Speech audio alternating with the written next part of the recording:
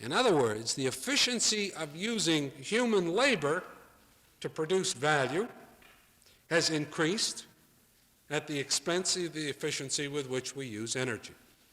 And the two are interconnected. Labor has been displaced by energy. And this is literally what has been happening. Not only within each industry through automation, but those industries which use very little labor, and I want to give you some figures on that, are the ones that are growing. It's worth remembering a couple of these numbers, and this is one of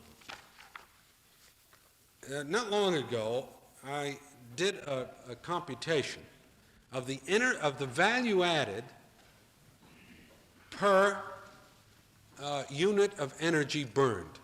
And for all manufacturing, it was about $18,000 per billion BTUs of energy. For the chemical industry, it was only $7,000. And that's what I said before. The chemical industry is an inefficient way of producing value added out of fuel. But now let me give you another figure. For all manufacturing industry, for every billion BTU used, there were 954 jobs. In other words, 954 workers per billion BTU burned. That's for all manufacturing. For the chemical industry, it was only 163 workers. In other words, the chemical industry uses energy instead of workers. So does the petroleum industry, so does the primary metal industry, so does the paper and pulp industry. Well, what about the value added? I told you the average value added for manufacturing per man hour is $8. For the chemical industry, it's $18. They know what they're doing. It is more profitable to enhance labor productivity at the expense of energy productivity.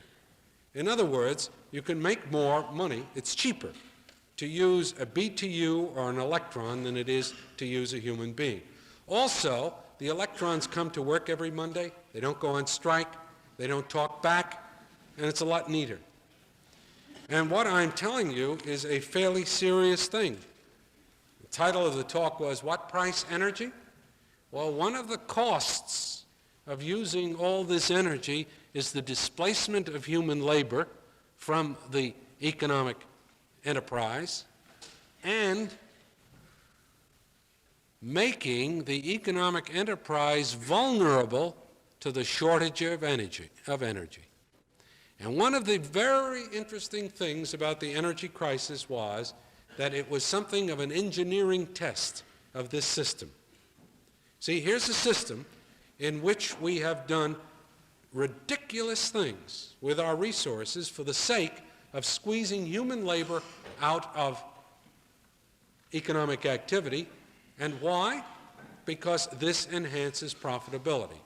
But that has made the entire productive system of the country vulnerable not only to a shortage of energy, but to the rumor of a shortage of energy. And to close, let me tell you what's happening in the Corn Belt. How many of you know what the price of nitrogen fertilizer is today as compared with last year? Oh, this is Drake, not an ag school. Anyway, I'll tell you. Last year, nitrogen fertilizer cost 4 cents a pound of nitrogen in Illinois. You now pay 28 to 30 cents a pound, if you can get it. The farmer now depends on it. He doesn't know if he can get it. And farm production is now in a very quavering condition because people don't know whether the fertilizer will be available. Let me give you another instance. In the Corn Belt, about 5 years ago, a combine was introduced that enabled the picking of corn to be done in the field. That is, the kernels were taken right off the ear, and the kernels were then collected in a bin, and they were still wet. Mother Nature, if you leave the ear on the stalk, dries it for you, but that's not good enough. That's solar energy. So we come along and say, aha, we're going to do it differently. We're going to take it off wet. So now you have to dry it, because if it's not dry, it'll rot. And so 5 years ago, with the combines, were introduced hot air dryers to dry the corn, and they burned propane. And as of 5 years ago, corn production became totally vulnerable to the propane supply. The price of propane has tripled in the Midwest. And as a result, unless propane is available at the right week during the harvest season this year at a reasonable price, the farmer stands to lose a good deal of his crop. And that's the way in which we have become vulnerable to perturbations in the supply of energy. The synthetic shirts, wait till you see what the price of shirts is this fall, because the energy shortage is causing a rise in the price of the chemicals from petroleum that increase the price of shirts. So the ultimate price of energy has been that we have made our entire economic system vulnerable to breakdown as long as there are questions about the availability of energy and of its price. And of course, this is something that is bound to happen, and I'm not going to say anything about why there was a shortage. Well, I'll tell you one thing. I think that King Hubbard is going to say that this was a predicted shortage, that we were running out of oil. I disagree with him. I think that the shortage that we had in the last year is totally contrived, and it was done for the same reason. Wait till tomorrow. I've got the numbers on it, but we'll do that tomorrow. But it was done for the reason of enhancing, well, it's why everything is done in this country. Who's in charge of deciding whether oil will be drilled for in Texas or in Saudi Arabia? Who's in charge of deciding whether we're going to have soap or detergents, big cars or little cars, cotton shirts or synthetic shirts? Not Pogo, not you or me. It's the people who own the industries. And they are in business to make money. It's as simple as that, and I can give you quotes from various industrialists who say, we are in business to make money. And when we make a decision, it is designed, we hope, to maximize profit. And so the vulnerability of our entire system, its intensified impact on the environment, its wasteful use of energy, is a consequence of a fundamental property of our capitalist economic system. And that raises a very interesting and serious question. Can it work? We'll see. Thank you.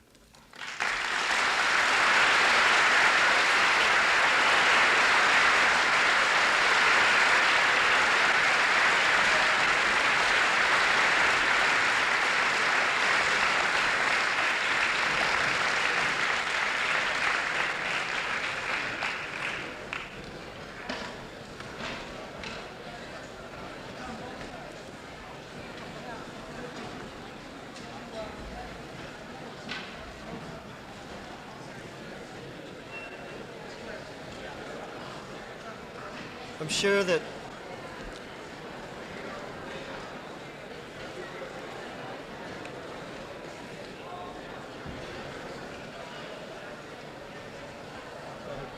Settle down.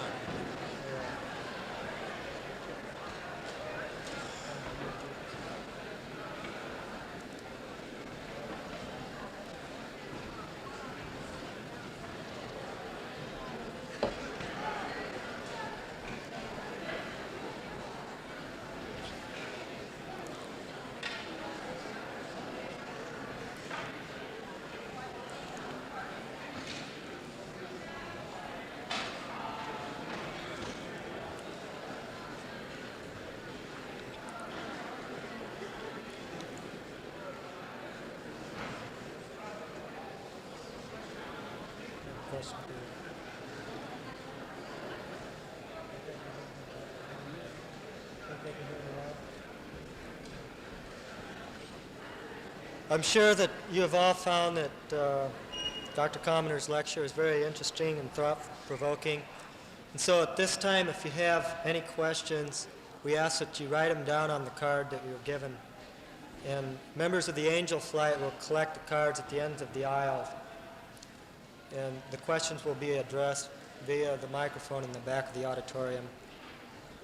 We'd like to remind you once again that following our question period, the reception for our guest speakers, Dr. Commoner as well as Dr. Hubbard, will be in the Old Main Lounge.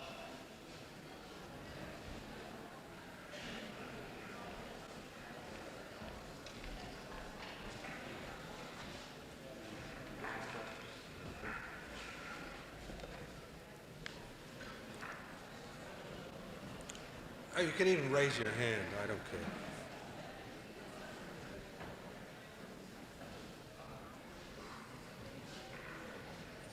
Go ahead. Dr. Commoner, you raised a lot of interesting questions. Do you propose any solutions? Okay. A question that was just asked of me is this. I'm quoting. I've raised a lot of interesting questions. Do I have any solutions? Well, I have to tell you that when I raise questions, and I talk about the scientific things, I'm executing my professional responsibility. The solutions are my responsibility as a voter, and I have only one vote on that, and I'm not particularly interested in checking my vote against yours, but I can if you want to. And I don't know that anyone has any really sweeping solutions as yet, because I don't think any of us have had a chance to really think through the meaning of some of the fundamental difficulties. Well, let me give you one solution that I think is inevitable. I think, for example, there is no way of running our transportation system under private ownership without using up fuel in a completely ridiculous way. The reason I say that is that one of the marks of an efficient transport system is that people, passengers, are carried by rail. The U.S. rail system gets less than 3% of its revenue from passenger traffic. The smallest comparable figure for any rail system in any other major country is 25% for the German railroads. The Japanese railroad system gets 80% of its revenue from passenger traffic. This is the sensible way to do commuting or even trips of 300 or 400 miles. But all of those railroads, the Japanese, the German, the French, the English, Belgian, so on, all of those railroads lose money. They run at a deficit, and the taxpayer makes up the deficit because they're nationalized railroads. It turns out that you cannot competitively operate a railroad efficiently in ecological terms and still have it make a profit compared to what you could do by investing your money, by putting your money in the bank. And so one obvious solution that we have to consider is the nationalization of the rail system. And probably that means of all transportation. Because it's very hard to see how you could put taxpayers' money into one form of transportation that's competing with another form of transportation that is not getting subsidized. And that's the kind of thing that has to be examined. But I think it's much too soon. You know, this is a new idea, really. It's a new idea. It hasn't been brought up since the 1900s, really.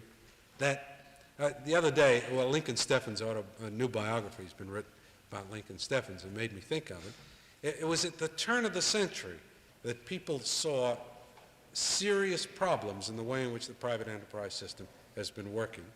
And in that time, an attempt has been made to solve it through modern technology, and we now know that it's only made it worse.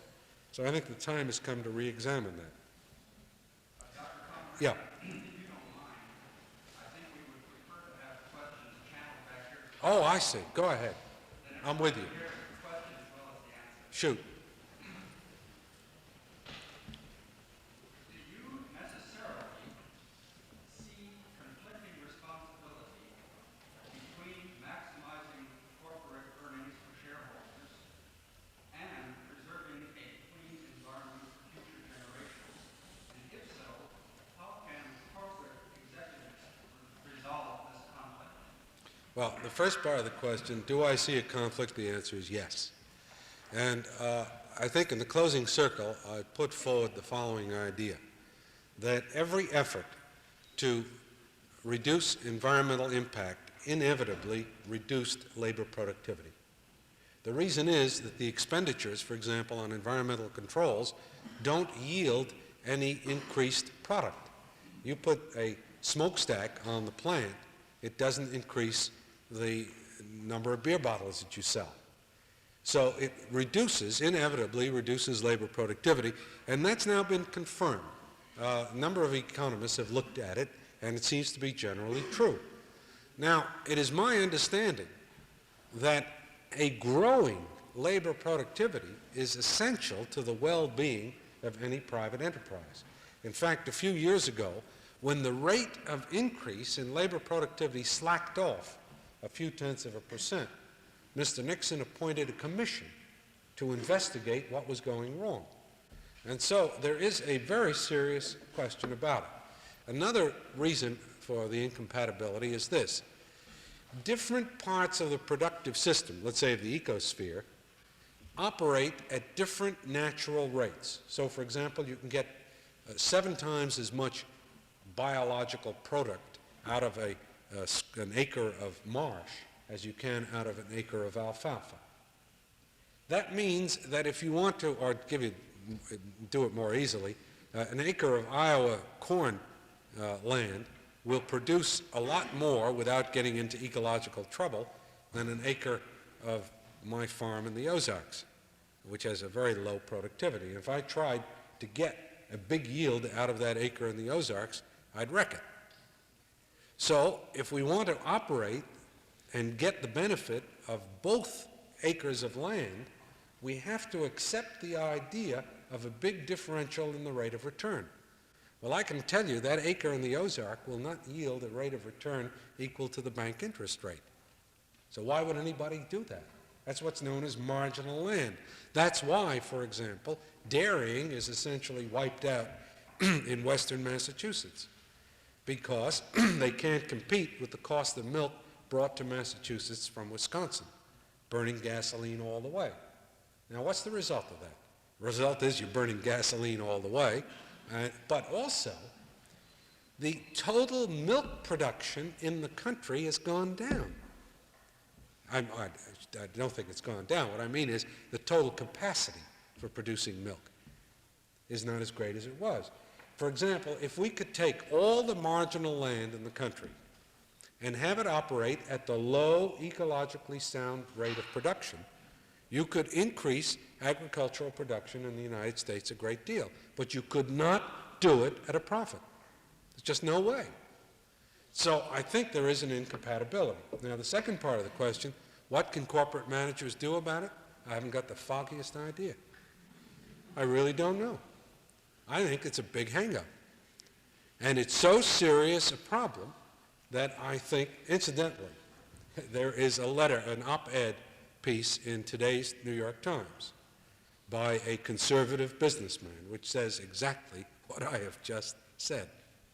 And he says that all this environmentalism and nativism and so on is an attack on the private enterprise system. Now, is it? Well, I don't know. I don't know that any radicals produced the smog.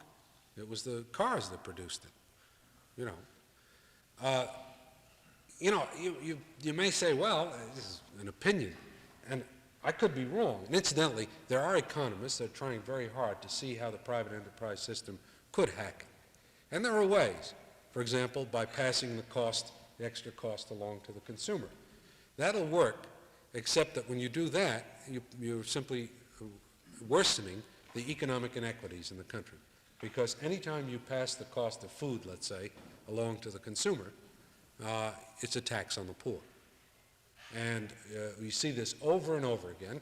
So there is no way, I don't see any way of escaping this very fundamental clash. And we've got a problem. The corporate managers have a problem. All of us have a problem. And I don't see anything wrong with facing the fact that there's a problem, admitting that we don't yet have a solution, because unless you admit that, you'll never get at a true solution. Okay. Here's a topic that has not been touched on yet,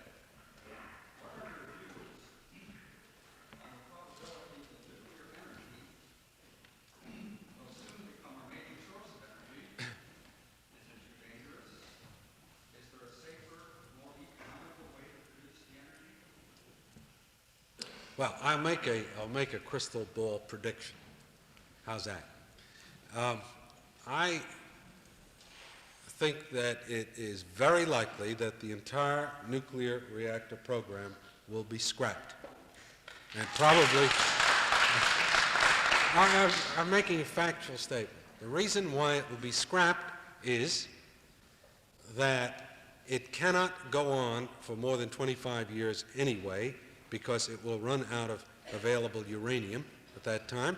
There is not enough uranium to run the present reactors. The hope that the AEC had of providing reborn plutonium by the breeder reactor, I think will not work, because we have now, we being the organization that I'm chairman of, the Scientists Institute of Public Information, won a lawsuit against the AEC, as a result of which it was forced to put out an environmental impact statement on the breeder reactor, which requires it to compare the breeder reactor with alternative forms of producing energy. And next week, we're coming into the hearings on that with numbers that will show that, according to government reports, solar energy will provide as much energy as the breeder reactor with no environmental impact. Those numbers are now available. And I think that there's going to be a fierce public debate over this, and my own prediction is that we will not be so stupid as to continue what is a losing game when solar energy can take care of it. Now, it's literally a fact. I'll give you one number. According to a very detailed analysis done for the Atomic Energy Commission last fall, it was shown that by 1990, you could have electricity produced from solar cells in generators supplying towns of 100,000 and more. 1990. 1990 is when the breeder reactor program is supposed to really get going. So I think that I really think it's not going to go. And if I were involved in any fight over the siting of a breeder program, a nuclear reactor, I'd take heart, because I think it's really going to stop. Okay. Can we feed enough, can we produce enough food to feed our people without using fertilizers? Yeah, that's an interesting question. We've just done an analysis for the state of Illinois on that question. And in the first place, you don't have to stop using fertilizer at all, because there's not a linear relationship between the pollution and the fertilizer. It turns out, well, I'll give you some rough figures. In Illinois, if you cut back the use of nitrogen fertilizer enough to reduce the total yield of corn in the state by something like 2 or 3%, you would wipe out the entire nitrate problem. You would drop the level about 5-fold, which would take care of it. In other words, a very slight reduction in food production will take care of the problem. So that it would be very simple, actually. However, a 2 or 3% drop is a very important economic figure when it comes to profits. Because don't forget that the drop comes out of the profit. And if somebody is making, let's say, a 10% profit, and the production goes down by 3%, then his profit is cut down by 30%, and he won't like it at all. So there's another problem. But if the question is, can we produce enough food to feed our people without using all this fertilizer, the answer is yes. Can we produce it and still have farmers operate at a profit in the Midwest? The answer is no. Can't be done. You cannot raise corn at a profit in the Midwest without using so much nitrogen that you pollute the water. There's no way.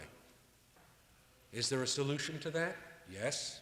Subsidies, anything else. You can think of a dozen different ways of doing it.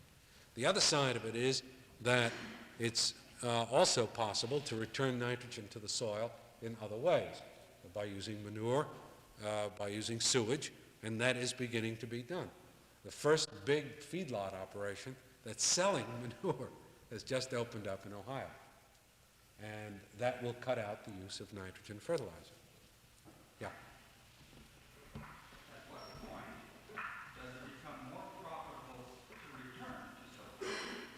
Return to what? Well, I suppose at the point, for example, it may become so. I should tell you why detergents are more profitable than soap. One reason is that oil is an agricultural commodity, and its price fluctuates a good deal with the seasons and, growing conditions and so on. And when detergents were introduced, one of the economic arguments was that the availability of petroleum is so constant and the price so constant that you could rationalize the production of the material much better than you could in the case of buying oil to produce soap. Well, of course, that argument has now become rather weak because the availability of petroleum is now somewhat uncertain and the price is going up.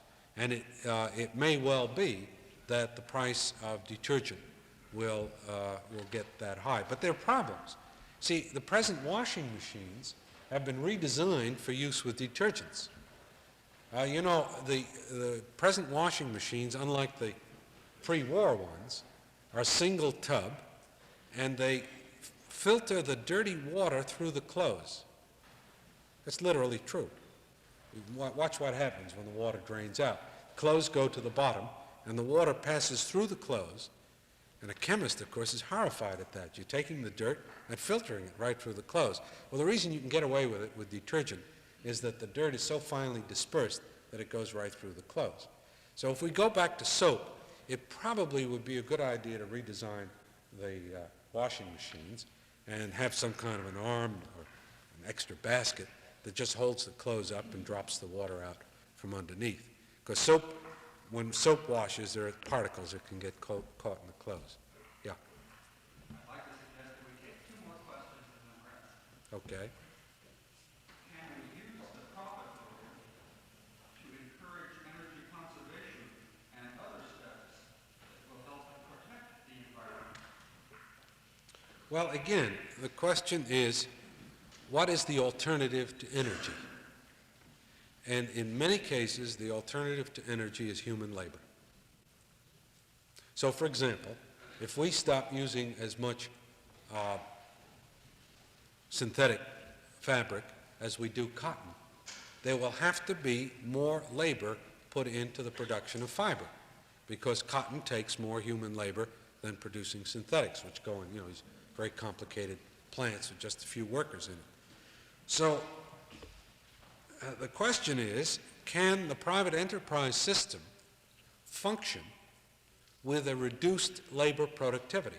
Now, that's a very deep question, and I don't know that anybody knows the answer to it. Most people think the answer is no, but I don't think that's at all clear.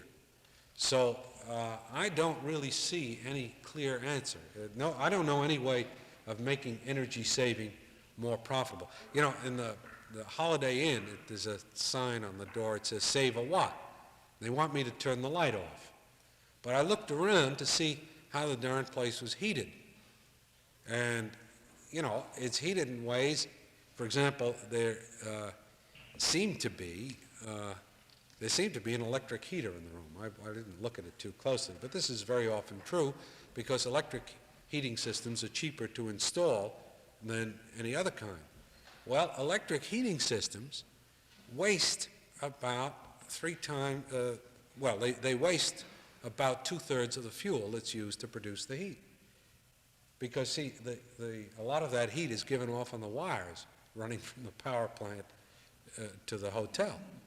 It's a dumb way to heat anything with electricity. So, again, take, for example, the waste of light in office buildings. The reason why the lights are on all the time is that they're using the lights to warm the office buildings, because it saves installing a heating system. See, all electricity turns into heat. So, I don't see any easy answers to these things. I think we're going to face very serious economic questions. Yeah. Last question. You mentioned at the beginning of the talk that population was a possible cause for our environmental problems. Isn't population a cause of various technological Well, interesting question.